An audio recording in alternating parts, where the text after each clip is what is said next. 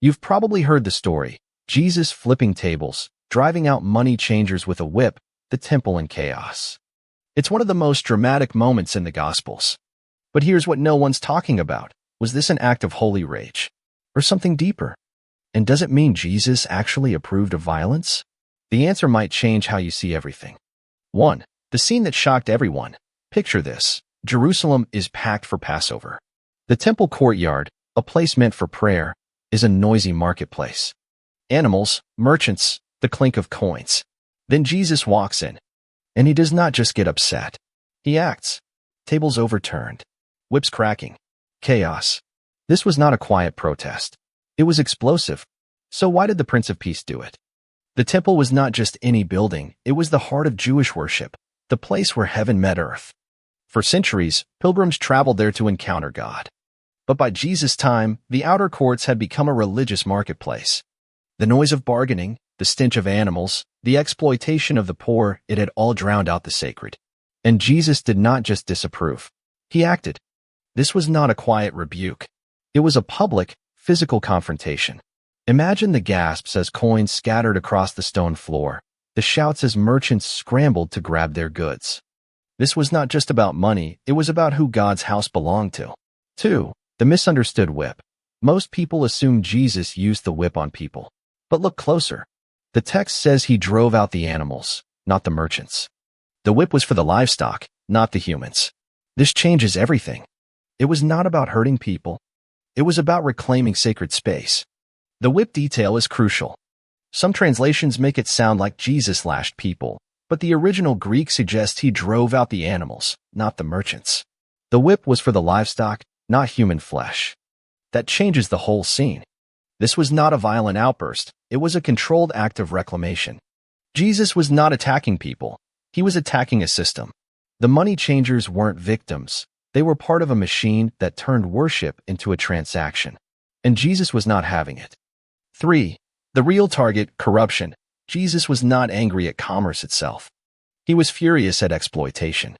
The poor were being cheated, forced to buy overpriced sacrifices with temple-approved coins. The system was rigged. And here's the hope. Jesus did not just condemn.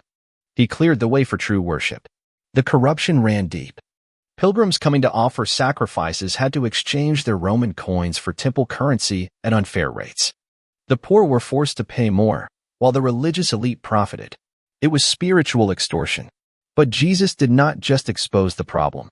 He fixed it. By clearing the space, he restored the temple's true purpose, prayer.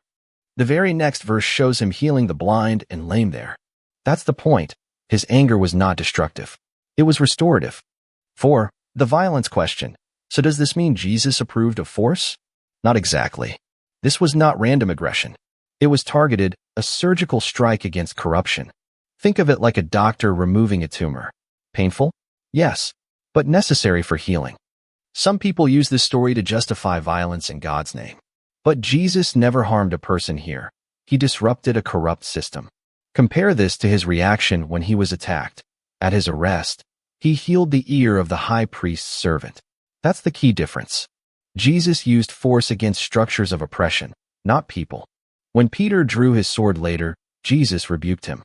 The temple cleansing was not about personal vengeance, it was about justice. 5. The bigger pattern. Notice what happens next. Jesus heals in the temple. After the chaos, he makes space for restoration. The violent act was not the end, it was the reset. This is key. Jesus' anger always serves love. Right after the chaos, something beautiful happens.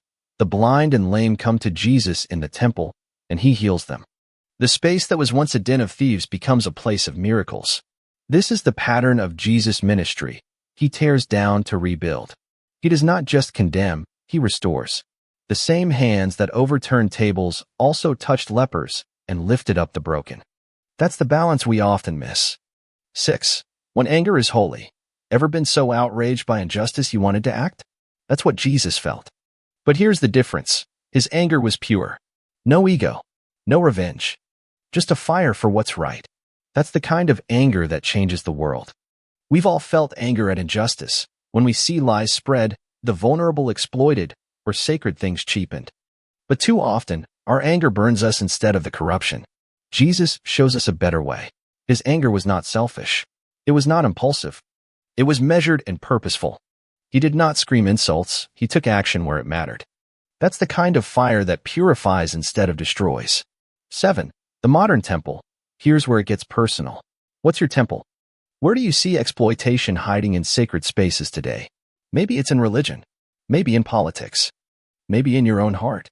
Jesus' example is not just history, it's a challenge. Think about where this happens today.